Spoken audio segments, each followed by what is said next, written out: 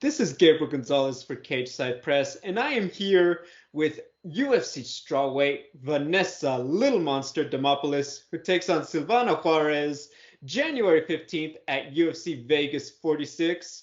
First off, Happy New Year, Vanessa. Happy New Year! Obviously, how did you enjoy the holidays? I saw that you went home on social media. How was that just, obviously so close to your fight to have the holidays and to go on that little trip? I mean, I didn't get to enjoy the cute little snowman martinis that my family made, so that was a bummer. But thankfully, I got all the smiles and hugs because those don't have any calories in them, so that was really nice. On a serious note though, I love my family so much. It was so amazing to be able to go home and just be with them and love them and just receive that from them. There's nothing like that. There's nothing like just being around your family. So that was good. Now, I know that you obviously visited your sister in Florida, but have you been back to Cleveland since, pandemic and everything? How many times have you been back home? Yeah. I went back right after my last fight for a little while. So, and I promised my papu that I'd come home again for a little bit. So I love him so much. I FaceTime him all the time, but he gets the FaceTime. I'm like, yeah, go papu. Um, but I am gonna go home afterwards. And I try to go home as much as I can, but I'm usually really enamored with fight camps. And then to work back from the last fight. So obviously I want to catch us up to present day. So you take that fight, you're scheduled to fight at strawweight in LFA. You get the call up to fight JJ Aldrich for your teammate who pulled out Tracy Cortez with the injury. You're moving up in weight, UFC debut, lose the decision. Can you just walk me through a little bit about what did you feel, just what happened in there that didn't go your way? I feel like she, in my mind, I was like, yes, I'm very strong for my size. I'm very strong for anyone's size. So I didn't feel like I was so outmatched. I felt like I put on a good showing, but I also feel like she had a really amazing game plan. And she was so much larger than me. And it's like, I don't even like putting that into a part of the perspective because I'm just not a person who likes to make excuses. Honestly, did you or didn't you win? But yeah, that's absolutely not my weight class. I've never fought, even at a catch weight. I did one catch weight when I was an amateur fighter. And then after that, I was like, absolutely not. 115 is my division.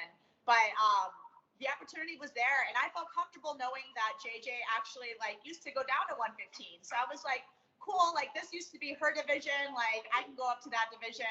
We got this. And I didn't got this. So yeah, to lose, but I went all 3 rounds. So for that, it was like, fuck yeah, dude. That shit was dope as fuck. There was nothing that there's never been anything anyone can do to take me out. I just run out of time sometimes. But I was completely in the game 100%. I was in that fight until the very last bell rung. So, Vanessa, I think the fans who've only followed you in LFA and in UFC, they probably don't realize just how many fights you've actually had overall from amateur and pro.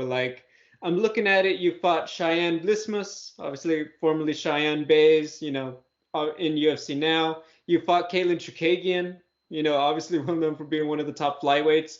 Just, for one, how did you end up having quite so many amateur fights? Because if we're being honest, not that many people get to that many fights before they go pro. Yeah, it was really awesome that I got that much experience, but I didn't mean to. At first, I think by the time I fought Caitlin, I was either 3-0 or 4-0. I want to say I was 4-0, but and then after she beat me, it's not that I didn't want to continue fighting MMA. It's that people kept pulling out of fights. It was drop out after drop out after drop out, and I was still an amateur. So it's I'm doing all this work, I'm not able to compete because no one was stepping up to the plate. So I started competing in jiu-jitsu for a few years, and it was a solid 3-year terror, you know, like I competed all around the world. I went to Abu Dhabi, I went to Brazil, I went all these other places. And then when I came back to MMA, I had the opportunity to fight in Tough Enough, which is the largest amateur fighting organization prior to going pro. And I was like, yes, like, let's go, you know? And then I took that one fight and I was ready to go pro. And then they were like, within the month, like, they were like, well, do you want to fight for the belt? And I was like, yes, let's go. Like, let's collect the belt before we move on, you know? And then immediately after that is when I went pro. Like, I was ready to go pro before I did that, like, the Tough Enough match. But it's like when you hadn't fought in a while, I wanted to get at least one more. And then they were like, oh, just one more. And I was like, okay. So that's how all of that unfolded. But yeah, it was really cool to get that much experience before going professional. I mean, to talk about that, I think that when you look at that fight with JJ, I think, like we said, there are a lot of circumstances going into it. She was obviously well prepared. You definitely held your own. But that probably not the biggest indicator of where you're at as a fighter, especially currently having moved to, Arizona and just fighting outside of your weight class. I want to ask you now, coming back down to strawweight, just what are you feeling? What are some of the differences you think people are going to see when you get back in that cage this time? Baby, I'm home. You know, I'm home. Like, even when I was walking out for my UFC debut, this wasn't something where I was like, oh my gosh, like, oh, what am I going to do? Like, oh, this is too big. Like, no, like, I was like, fuck yeah, like, this is where I belong, you know? So now that I'm in my own weight class, like, let's go, let's run it, you know? Like, most of the girls who I've already fought are in the UFC. Like, like, I'm supposed to have been here a long time ago. So it just feels fucking good to me. Like, I'm where I'm at when I think I'm supposed to be there, you know? Like, when I'm supposed to be there versus when I thought I should have been there is what I meant to say. You always think that you're ready for something, but it's all about God's timing for me. And I wasn't truly prepared. And now I know that I am. I know that I've done all the work, I've done all the things, and I've been doing all the things for so many years. And I feel like all the preparation is leading me up to moments like this where I finally get to shine. And now to talk about it, when you joined the UFC, and this, obviously making your second appearance now, but when you get to go to the Performance Institute, it's kind of like a miniature NFL combine for fighters. They get to test all of your stuff, and you work with all the professionals there. When you went to the PI and they ran their tests on you, what did they tell you about you, especially in regards to compared to the other strawweights? I don't know if I'm allowed to disclose that information, but I do know that my Instagram bio kind of screams a lot. So that part. All right, some good stats. What I heard though is that you impressed a lot of the pros. Is that safe to say? A lot of the experts who are over there? Absolutely. Yes. Yes. I am definitely an elite athlete for sure. Like, hands down. It's impressive. Can it's you fucking cool. It's really, really cool. Since your fight with JJ, you've been very busy. I think a lot of fighters would be like, oh, well, what's going on and what now? You still went through, you did the all-women's EBI event in Mexico, Medusa. You definitely represented well. Just talk to me, how was that experience? Man, that was so cool. Getting to, get flown out to Cancun, stay at a super nice resort. I made the cut all the way down to 115 for the same day weigh-ins.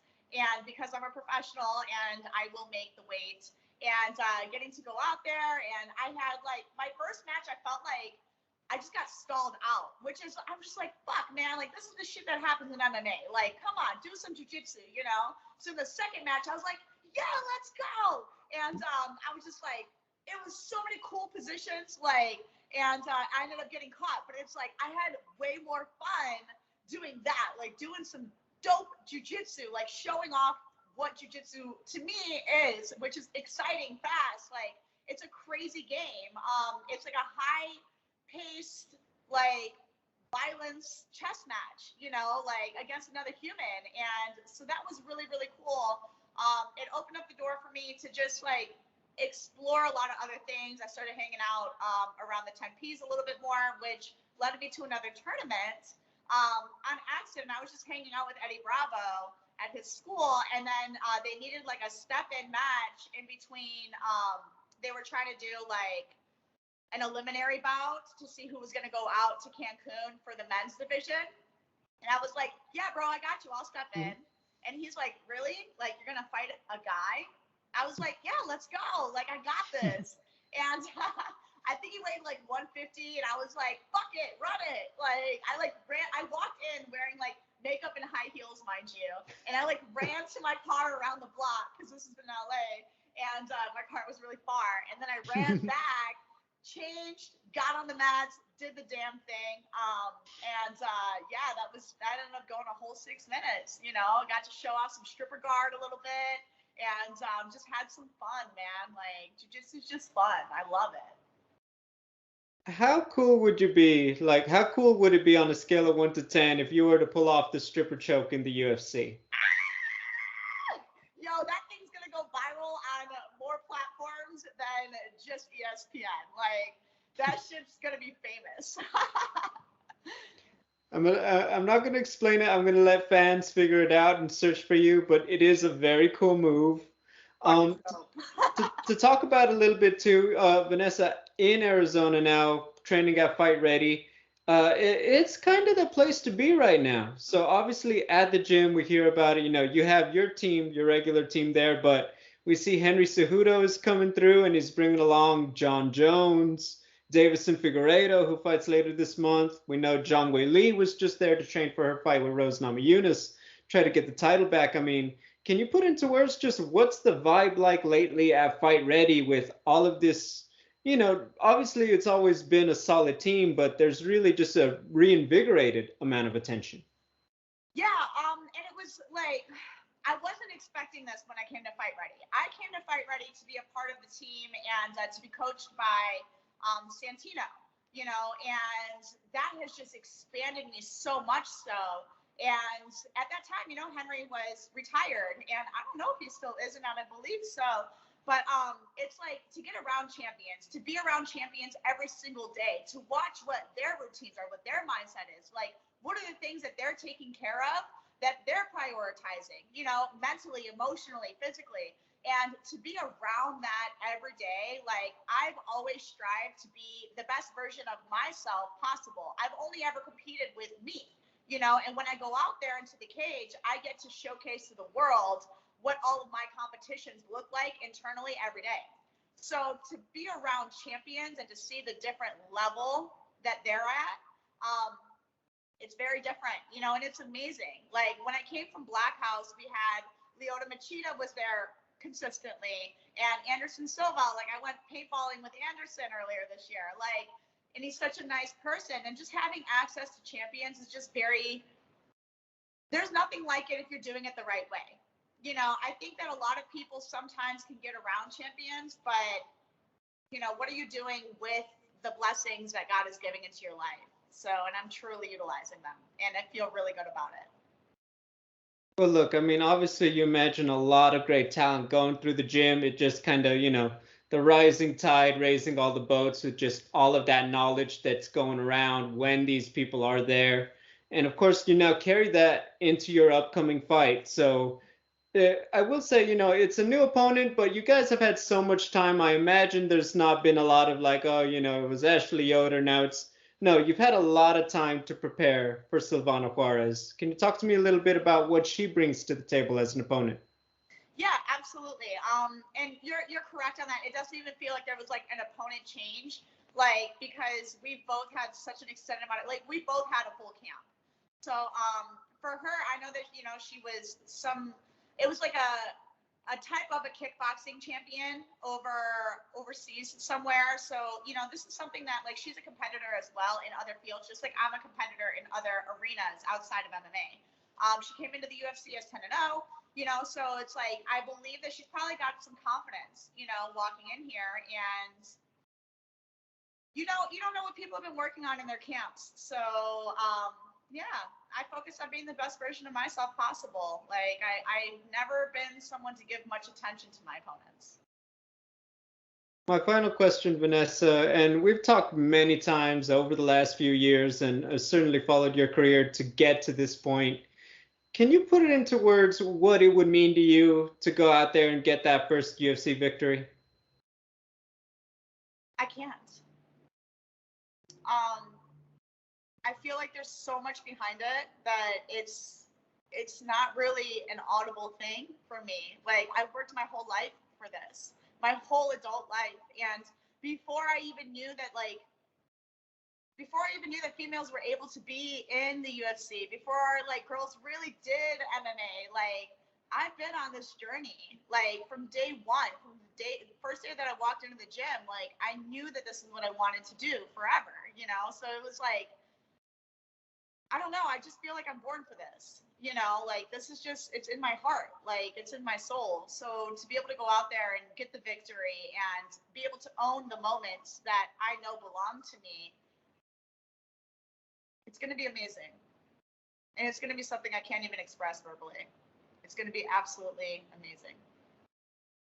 Well, Vanessa, I don't think I could really add much more to that with any other questions. So the most I could say is, as always, thank you for joining me and just best of luck once again. I know it's going to be a fun show. It always is when you get out to the cage. So I know fans will be looking forward to it.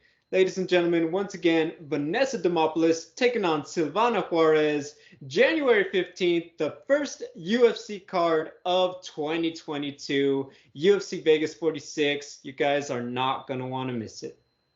Make sure you watch, guys. Love you all. Woo!